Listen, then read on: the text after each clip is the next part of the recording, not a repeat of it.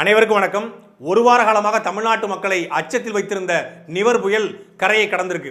புயலுக்கு பின்பு அமைதி என்று சொல்லுவாங்க. ஆனால் புயலுக்கு பின்பு சென்னை அலங்கோலமாக காட்சியளிக்கிறது. ஒரு புயலையோ வெள்ளத்தையோ தடுக்கிற சக்தி ஆட்சியாளர் கிடையாது. ஆனால் புயலில் வெள்ளத்திலிருந்து நம்மளை பாதுகாக்கக்கூடிய ஆற்றல் அவங்ககிட்ட இருக்கு. ஆனால் உண்மையிலே இந்த ஆட்சியாளர் நம்மை பாதுகாத்தாங்களா? நீதி வழங்கும் போது அண்ணன் தம்பி சொந்தம் பந்தம் பணக்கார ஏழை எதையுமே பார்க்க கூடாதுடா. நாயத்தை மட்டும் தான் சொல்லணும். நிவர் என்கிற புயல் உருவாகிவிட்டது என்பது தெரிந்த உடனே தமிழ்நாடு அரசு முன்னெச்சரிக்கை நடவடிக்கை நிறைய எடுத்தாங்க. குறிப்பாக மக்கள் பாதுகாப்பான இடத்துக்கு போங்க, ஆடு மாடுகளை உயிரினங்களை பாதுகாப்பான இடத்துக்கு கொண்டு சொல்ல போங்க. தமிழ்நாட்டில் குறிப்பாக 13 மாவட்டங்களை இந்த நிவர் புயல் தாக்குறதுக்கான வாய்ப்புகள் இருக்கு.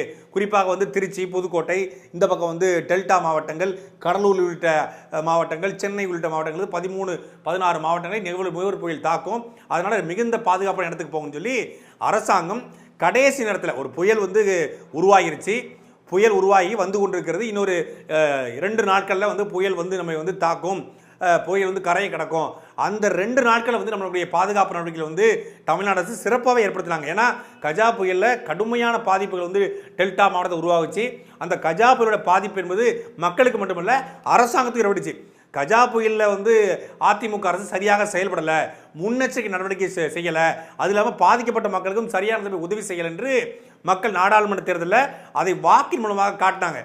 நாடாளுமன்ற தேர்தலுடைய வாக்கு எண்ணிக்கையில் கஜா புயலுடைய அந்த தீர்ப்பு எதிரொலித்தது.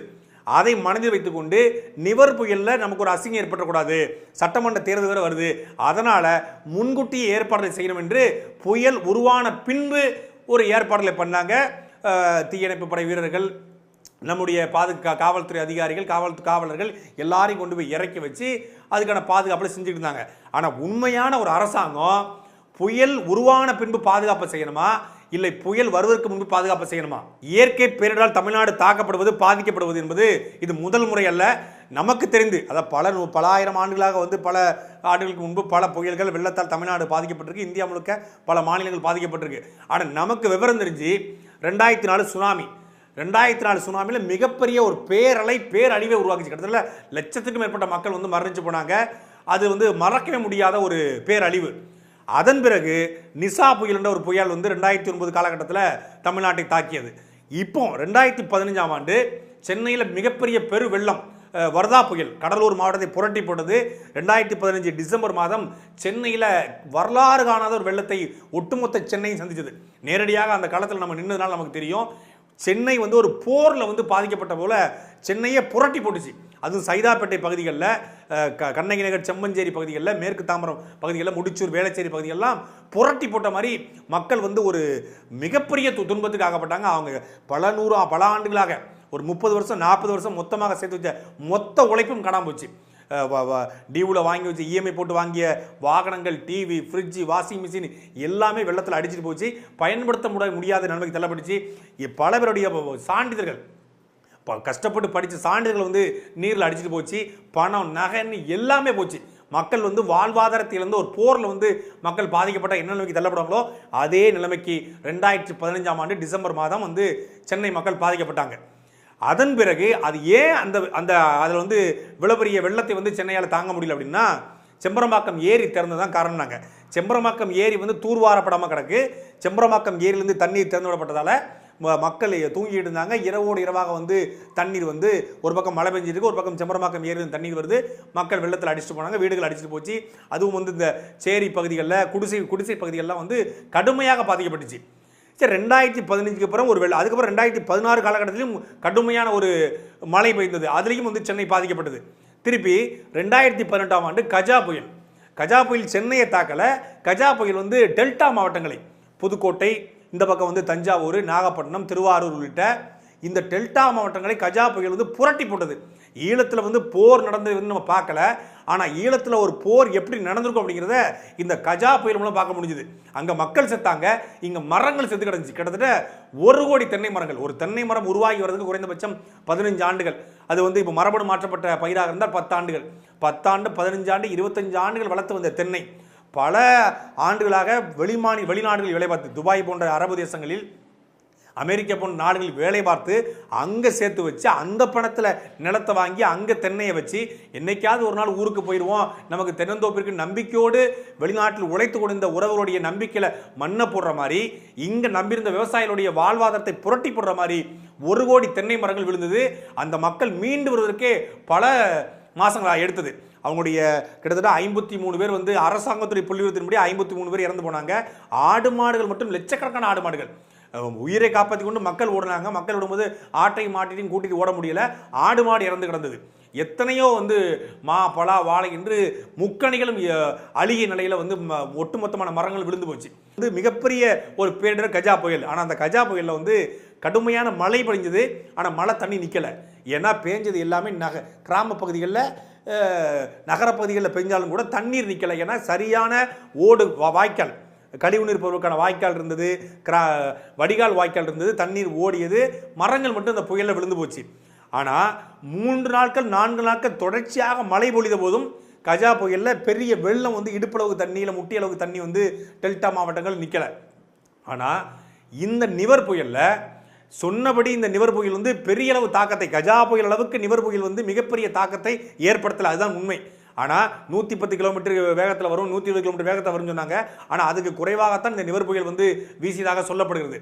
ஆனால் இந்த நிவர் புயலில் ஒரு நாள் மழைக்கு வந்து சென்னை தாங்கலை. இன்றைக்கி நம்ம சென்னையிலுடைய புகைப்படங்களை பார்க்குறோம். மேற்கு தாம்பரம் முடிச்சூர் பகுதி, வேளச்சேரி பகுதி, KK நகரில் கூட ஒரு சில பகுதிகளில் சென்னையில் இடுப்பளவு தண்ணீரில் மக்கள் நிற்கிறாங்க. அதுவும் குறிப்பாக வந்து இந்த மேற்கு தாம்பரத்தில் முழுக்க முடிச்சூர் பகுதியில் வந்து 18,000 வீடுகள், அந்த குடியிருப்பு மட்டும் 18,000 வீடுகள் வந்து இடுப்பளவு தண்ணியில் மக்கள் வந்து அவங்களுடைய வாகனங்கள் வந்து முழுக்க மூழ்கிருக்கு, கார் மூழ்கிருக்கு, பைக் மூழ்கிருக்கு, வீடுகளில் தண்ணீர் போகல, எல்லாம் மொட்டை மாடியில் வாழ்ந்துட்டு இருக்காங்க. இந்த அளவுக்கு ஒரு நாள் மழைக்கே இந்த சென்னை தாங்க முடியாமல் போன காரணம் என்ன? 2015ஆம் ஆண்டு மிகப்பெரிய வெள்ளத்தை சென்னை சந்திச்சிருக்கு. இதே போல செம்பரம்பாக்கம் ஏரியில் நீர் திறந்து விடப்பட்டிருக்கு. செம்பரம்பாக்கம் ஏரி அன்னைக்கு உடனடியாக அது நிரம்பி இருக்க முக்கியமான காரணம் செம்பரம்பாக்கம் ஏரி வந்து தூர்வாரப்படலை. 2015ஆம் ஆண்டு தூர்வாரப்படலை. சரி, சென்னையில் வெள்ளம் வர்றது வந்து அது முதல் முறை, ரொம்ப நாளைக்கு அப்புறம் வந்து ஒரு மிகப்பெரிய வெள்ளத்தை வந்து சென்னை சந்திச்சது, ஒரு மழையை சந்திச்சது. அதனால செம்பரம்பாக்கம் ஏரியை பற்றி நம்ம கவலைப்படாமல் இருந்தோம். ஏரியில் நீர்வரத்து அதிகமாகி மக்கள் வந்து பாதிக்கப்பட்டாங்க. 2015 மிகப்பெரிய பாடத்தை படித்தாச்சு. 2015ம் அதே அதிமுக அரசு, இன்றைக்கும் அதே அதிமுக அரசு. சரி, 2015 கிட்டத்தட்ட 6 ஆண்டு காலம் முடிஞ்சிருச்சு. இப்போ 5 ஆண்டு முடிஞ்சிருச்சு. இந்த 5 ஆண்டுகளில் மிகப்பெரிய வறட்சியை சென்னை சந்திச்சது. 2015 கடுமையான மழையை சந்தித்த சென்னை, 2015 கடுமையான மழையை எதிர்கொண்ட சென்னை, 2018 2019 ஆண்டுகளில் கடுமையான தண்ணீர் பஞ்சத்தை சந்தித்தது. கடந்த 2019ஆம் ஆண்டு ஏப்ரல் மாதம் சென்னையில் தண்ணீர் இல்லாமல் பல ஐடி கம்பெனிகள், பல நிறுவனங்களை இழுத்து மூடி நீங்கள் ஒர்க் ஃப்ரம் ஹோம், எப்படி நீங்கள் கொரோனா காலகட்டத்தில் லாக்டவுனில் ஒர்க் ஃப்ரம் ஹோம் சொன்னாங்களோ அப்படி சென்னையில் தண்ணி இல்லாமல் ஒர்க் ஃப்ரம் ஹோம் சொல்லி நிறுவனங்கள் அறிவித்தது. பல பல பல பெரும் முதலாளிகள், பல தொழிலதிபர்கள், பல பணக்காரர்கள் வாகனங்கள், தங்களுடைய கார்களில், பென்ஸ் காரில், தங்களுடைய ஆடி காரில் கொண்டு போய் தண்ணீரை பிடிச்சு வந்தாங்க. ஏன்னா குடிக்க தண்ணி இல்லை, கார் இருந்துச்சு ஆனால் சோறு இருந்துச்சு, நீர் இல்லை. நீர் தானே சோறு செய்ய முடியும். அப்போ நீர் இல்லாமல் மக்கள் தவித்தார்கள். இவ்வளவு பெரிய வெள்ளத்தை, இவ்வளவு பெரிய மழையை சந்தித்த பிறகும் கூட சென்னையில் தண்ணி இல்லாமல் போச்சு. காரணம் என்ன? சென்னையில் இருக்கிற எந்த ஏரிகளும் தூர்வாரப்படலை. தூர்வாரத்துக்கு சென்னையில் எந்த ஏரியும் இல்லை. ஏன் ஏரி இல்லைன்னா சென்னையில் இருக்கிற ஏரியை தான் வீடாக கட்டி சென்னை உருவாயிருக்கு. இன்னைக்கு சென்னையில் இன்னைக்கு முடிச்சூர், இந்த வேளச்சேரி இதெல்லாம் சொல்றாங்கல்ல, இது முழுக்க ஏரி பகுதி. வேளச்சேரி என்பதே வேளச்சேரி ஏரி, அதனால அது வேளச்சேரி.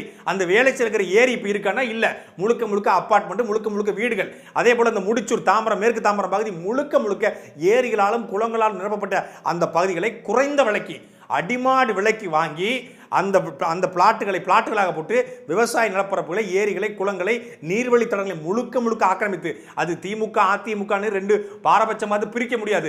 ரெண்டு கட்சியுமே, திமுக இருக்கும்போது திமுக பிளாட் போட்டது, அதிமுக இருக்கும்போது அதிமுக பிளாட் போட்டது. திமுக அதில் அதிகமாக வச்சது, ஏன்னா புரோக்கர்கள் அங்கே அதிகமாக இருப்பாங்க திமுக, அதனால திமுக அதிகமாக புரோக்கர்கள் வந்து அந்த நிலத்தை பூரா ஆக்கிரமிச்சு பிளாட்டுகளை போட்டாங்க.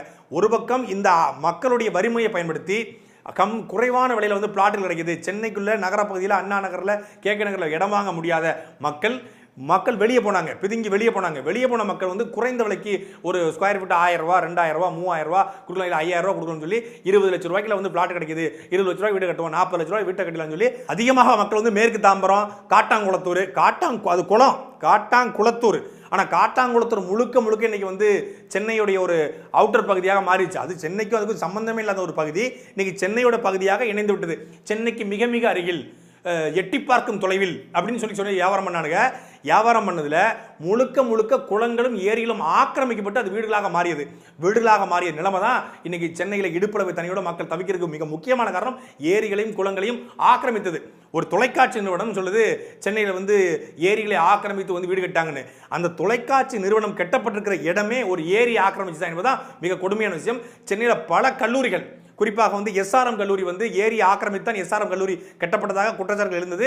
அது இன்னும் வந்து அந்த வழக்கு கூட இருக்கு. இப்படி பல கல்லூரிகள் சென்னையில் வந்து பல மருத்துவமனைகள் வந்து ஏரி ஆக்கிரமித்து கட்டப்பட்டிருக்கு. மேடவாக்கம் பகுதிகளில் பல கட்டடங்கள், மேடவாக்கம் என்பதே ஒரு வந்து முழுக்க முழுக்க நீர்நிலைகள் இருந்த பகுதி. அந்த மேடவாக்கம் இன்னைக்கு வந்து ஆக்கிரமிக்கப்பட்டு ஒரு இடத்துல கூட ஒரு அடி மிச்சம் இருக்காது. முழுக்க முழுக்க ஆக்கிரமிப்பு. அப்ப தண்ணி எங்க ஓடும்? கழிவுநீர் போடுவதற்கு வாய்க்கால் இல்லை, நீர் மேலாண்மை ஏரியிலிருந்து வருகிற தண்ணீர் ஓடுவதற்கு வாய்க்கால் இல்லை, கூவத்தை நாசமாக்கியாச்சு, கூவத்தை சுத்தப்படுறதுன்னு சொல்லி பல கோடி ஆட்டையை போட்டாச்சு. அப்போ தண்ணீர் எங்கே போகும்? மழை பெய்கிற மழை அப்படியே நிற்கும். பெய்கிற மழை வெளியே பிதுங்கி ஓடுவதற்கு எந்த விதமான வழித்தடங்களும் இல்லை. வழித்தடத்தை பூரா ஆக்கிரமிச்சு வீடுகளும் அப்பார்ட்மெண்ட்களும் மருத்துவமனைகளும் கல்லூரிகளும் கட்டி முடிச்சிட்டா மயிரிலேயே தண்ணி போகும். நம்ம பல இடங்களை பார்த்துருக்கோம். சென்னையில் இருக்கிற தள்ளுவண்டி கடைகளாக இருக்கட்டும், சென்னையில் கூட சின்ன உணவகங்கள், பெரிய உணவகங்கள் ஆரம்பித்து எல்லா உணவகங்களும் இரவு நேரங்களில் 12 மணி 1 மணிக்கு சென்னையில் கூடிய அந்த டிச் இருக்கு பாருங்க, அந்த டிச்சை திறந்து, அதாவது சாக்கடை கால்வாய்களை திறந்து அந்த மூடியை திறந்து அங்கே இருக்கிற சாப்பிட்ட இப்போ இலை கிடையாது, முழுக்க வந்து பிளாஸ்டிக் பை தான். பிளாஸ்டிக் மாதிரியே ஒரு இலை இல்லை பிளாஸ்டிக் தாள். இந்த தாளில் ஒரு நாளைக்கு 500 பேர் சாப்பிடுவான், 1000 பேர் சாப்பிடுவான். அத்தனை குப்பைகளையும் குப்பைத்தட்டை கொண்டு போகிறது கிடையாது. பெரும்பான்மையான உணவகங்களில், பெரும்பான்மையான கடைகளில் குப்பையில் கொண்டு போய் இரவு நேரங்களில் யாருமே இல்லாத நேரத்தில் கொண்டு போய் அந்த கால்வாயில் போடுறது, டிச்சில் போடுறது. அது அப்படியே தேங்கி அடைச்சி நிற்கும். மழை வரும்போது தண்ணீரை கீழே இருக்கிற சாக்கடை வந்து ஓடிக்கொண்டிருந்தால் தான் மழை தண்ணி விடும்போதோ இல்லை வந்து வெள்ளம் வரும்போதோ அந்த தண்ணீர் ஓடிட்டு இருக்கும். நீ முழுக்க பிளாஸ்டிக் கழிவுகளை, பிளாஸ்டிக் குப்பையில போட்டு சாக்கடை அப்புறம் பாதாள சாக்கடை அப்புறம் அடைச்சி வச்சிருது. அப்போ மழை பெய்யும் போது பாதாள சாக்கடை முழுக்க அடைச்சிருது. 1 மணி நேரத்து மழைக்கு அப்படியே சாக்கடை கலந்து மேலே தண்ணி வருது, சாக்கடை அப்படியே மிதக்குது. இதுக்கு மிக முக்கியமான காரணம் என்னன்னா கழிவு நீர் மேலாண்மை. அதை யாரும் கடைபிடிப்பது கிடையாது, அரசாங்கமும் கண்டுக்கிறது இல்லை, தனி மனிதர்கள். இப்போ அரசாங்கத்தை மட்டுமே குறை சொல்லக்கூடாது. அரசாங்கம் தவறுதான், ஒரு கேடுகட்ட அரசாங்கம் தான் இருந்துச்சு, இப்பவும் இருக்கு. ஆனால் மக்கள் நாம என்ன பண்றோம்? எல்லா கடைகளிலும் இந்த தவறு நடக்குதா இல்லையா? இதுக்கு யாரா பதில் சொல்ல முடியுமா? சென்னை வெள்ளத்தை வச்சு எல்லாரும் மீம்ஸ் போடுறாங்க. இது என்ன இவ்வளவு தண்ணியா இருக்குது, என்ன ஏரியா? ஒரு காலத்தில் ஏரியா இருந்த ஏரியா, அதனால தான் இவ்வளவு தண்ணியா இருக்குன்னு சொல்லி மீம்ஸ் போடுறாங்கன்னு சொல்லி நிறைய பேர் வருத்தப்படுறாங்க. ஆனா உண்மையில சென்னையில் மட்டும் அம்பத்தூர் ஏரி, அயனம்பாக்கம் ஏரி, ஆகம்பாக்கம் ஏரி, ஆவடி ஏரி, ரெட்டை ஏரி, கொரட்டூர் ஏரி, சிட்லம்பாக்கம் ஏரி, செம்பரம்பாக்கம் ஏரி, சேத்துப்பட்டி ஏரி, சோழவரம் ஏரி, பல்லாவரம் ஏரி, புழல் ஏரி, பெருங்குடி ஏரி, போரூர் ஏரி, மங்கல் ஏரி, மணல் ஏரி, மாதவரம் ரெட்டை ஏரி, வில்லிவாக்கம் ஏரி, வேளச்சேரி ஏரி, இது இல்லாமல் பள்ளிக்கரணை, வேடந்தாங்கல், தாங்கல், ஏந்தல்னு அது இல்லாமல் நிறைய ஏரிகள், குளம், குட்டை, கண்மாய் என்று சென்னையை சுற்றி 19 பெரிய ஏரிகள், கிட்டத்தட்ட 100க்கும் மேற்பட்ட சின்ன குளம், குட்டை, கண்மாய்கள், 200க்கும் மேற்பட்ட சின்ன குளங்கள் இருக்கு சென்னையை சுற்றி. சென்னையே முழுக்க நீர்நிலைகளால் நிறைந்த ஒரு பகுதி. அந்த சென்னை இன்னைக்கு நீர்நிலைகளால் நிறைந்த பகுதினா இப்படி வெள்ளத்தால் நிறைஞ்ச பகுதி இல்லை, நீர்நிலைகள் அங்கங்க அழகான நீர்நிலைகளை உருவாக்கி வைத்த பகுதி. அதெல்லாம் ஒழுங்கா இருந்தா சென்னை பல நாட்கள் தொடர்ச்சியாக 10 நாட்கள் மழை பெஞ்சா கூட சென்னை வந்து எந்த விதமான பாதிப்பும் ஏற்படுத்தாது, சென்னையில் தண்ணி பஞ்சம் வந்திருக்காது. அந்த நீர்நிலைகளை புறத்தை ஆக்கிரமிச்சு அந்த ஏரி குளத்தை பூரா பிளாட்டு போட்டு வித்து இந்த வேலையை பண்ண திமுக அதிமுக தான் இந்த கேடுகட்ட நிலைமைக்கு காரணம். நம்ம என்ன பண்றோம்? இன்னைக்கு சேவ் சென்னை சொல்லி ஹேஷ்டாக் போடுறோம். சேவ் சென்னைன்னு சொல்லி இன்னைக்கு தண்ணியில சென்னை மிதந்துகிட்டு இருக்கு, அதனால சேவ் சென்னைன்னு போடுறோம். இன்னும் 6 மாசம் கழிச்சு பாருங்க, தண்ணி இல்லாம சென்னை கஷ்டப்படும், அப்பவும் நம்ம சேவ் சென்னைன்னு தான் போடுவோம். தண்ணியில மிதக்கிறதுக்கும் சேவ் சென்னை, தண்ணி இல்லாம கஷ்டப்படுறதுக்கும் சேவ் சென்னை. அப்போ இன்னைக்கு பெஞ்ச மழையை சேமிச்சு வைக்கிற எந்த திட்டமும் நம்மகிட்ட இல்ல. இந்த பெய்கிற மழையை மக்களை வந்து பாதிக்காத அளவுக்கு கடல்ல கலக்கிற கொண்டு போய் சேர்க்கறதுக்கும் கழிவுநீர் மேலாண்மை நம்மகிட்ட இல்ல. இது செய்யாம இருக்க காரணம் என்ன? இந்த ஏரி குளத்தை ஆக்கிரமிச்சு இந்த பிளாட் போட்டு வித்து இந்த கமிஷனை பார்த்தது யாரு? இந்த 2 பேரும் தான். ஆட்சியாளர்களை வந்து வெள்ளத்தை தடுக்க முடியாது, மழையை கையை வச்சு தடுக்க முடியாது, புயலை தடுக்க முடியாது. ஆனா புயல் வந்தாலும் வெள்ளம் வந்தாலும் மிகப்பெரிய பேரழிவு வந்தாலும் மக்களை பாதிக்காத அளவுக்கு பாதுகாப்பு நடவடிக்கை முன்னாடி எடுக்க முடியும். இதுக்கு வந்து பெரிய கடல் பக்கத்தை சுவர் கட்ட வேண்டிய அவசியம் இல்லை, ஏரியை சுற்றி சுவர் கட்ட வேண்டிய அவசியம் இல்லை. ஏரியை சரியா தூர்வாரி ஏற்கனவே இருக்கிற கம்மாய், கரணை, தாங்கல், ஏந்தல்னு நம்மளுடைய நீர் மேலாண்மைப்படி அதையெல்லாம் தூர்வாரி வச்சு நீர்வழி தடங்கள், மாற்ற சரியா சுத்தப்படுத்தி அந்த ஆத்துல வந்து தண்ணீர் சரியா போயிருந்தாலே மிகப்பெரிய வெள்ளம் வந்தா அது தன்னால ஓடி ஆத்துல போய் கலக்க போகுது. செம்பரம்பாக்கம் ஏரியுடைய நீர்வழி தடத்தை சரியாக பாதுகாத்தாலே போதும், அதை மெயின்டைன் பண்ணாலே போதும். செம்பரம்பாக்கம் ஏரியில் எவ்வளவு தண்ணி இருந்தாலும் நேரடியாக போய் கடலை கலக்கும். நீ வழித்தடங்கத்தை பூரா அழிச்சு வழித்தடத்தை பூரா வீடை கட்டி வழித்தடத்தை பூரா குப்பையை போடும்போது தான் தண்ணீர் அங்கிருந்து வெளியே வரும்போது பிதிக்கிட்டு ஊருக்குள்ள போகுது. தண்ணீர் ஊருக்குள்ள போகாத அளவுக்கு எவ்வளவு மழை பெய்யட்டுமே. தஞ்சாவூர்ல திருச்சியில காவிரி ஆறு ஓடுது, எவ்வளவு மழை பெய்யட்டும் காவிரி தாக்கு பிடிக்கும். சென்னையில் திருச்சியில் வந்து வெள்ளம் வந்து இடுப்புல தண்ணி வர போறதில்ல. அதிகபட்சமாக 2004ஆம் ஆண்டு உய்யகொண்ட வாக்கில ஒரு முறை வெள்ளம் வந்துச்சு திருச்சியில். அதை தாண்டி வெள்ளம் அதுக்கப்புறம் வரல. மிகப்பெரிய மழையை திருச்சியும் சந்திச்சிருக்கு, டெல்டா மாவட்டம் சந்திச்சிருக்கு. ஏன்னா அங்கே வெள்ளம் வர்றதில்ல. காரணம் நீர்வழி தடங்கள் சரியா இருக்கு, ஏரி குளங்களை ஆக்கிரமிப்பு இங்கே குறைவா இருக்கு, அங்கே ஏரி குளங்களை ஆக்கிரமிப்பு அதிகமாக இருக்கு. வேற ஒண்ணுதான் இதுக்கான தீர்வு. மக்களை வந்து பாதுகாப்பான இடத்துக்கு ஏரி குளத்தை ஆக்கிரமிச்சு வீடு கட்டிருக்காங்களா, அது சட்டப்படி தவறு.